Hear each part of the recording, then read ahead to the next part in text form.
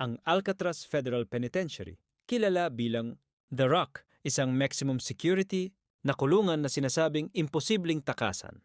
Pero alam nyo ba, may kwento ng 3 preso na naglakas loob tumakas. At hanggang ngayon, misteryo pa rin kung sila'y nagtagumpay o nalunod sa malamig na karagatan.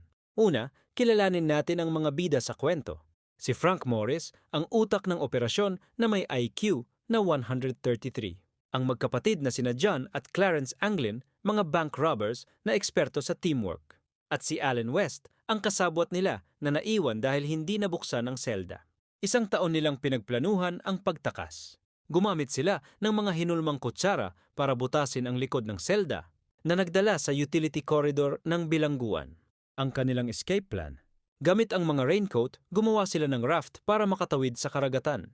At para hindi sila mapansin ng mga guwardya, gumawa rin sila ng dummy heads gamit ang papel mache, pintura at buhok mula sa barbershop. Sa gabi ng Hunyo 11, 1962, sinimulan nila ang kanilang pagtakas. Dumaan sila sa utility corridor, umakyat sa bubong, at naglayag mula sa isla gamit ang raft. Kinaumagahan na diskubre ng mga guwardya ang pagtakas.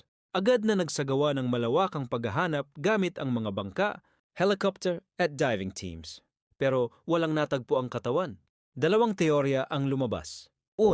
Nalunod sila dahil sa malamig na tubig at malalakas na agos. Nakaligtas sila at nagtago. May mga ulat pa nga na nakatanggap ang pamilya, Anglin, ng Christmas cards mula sa magkapatid matapos ang pagtakas.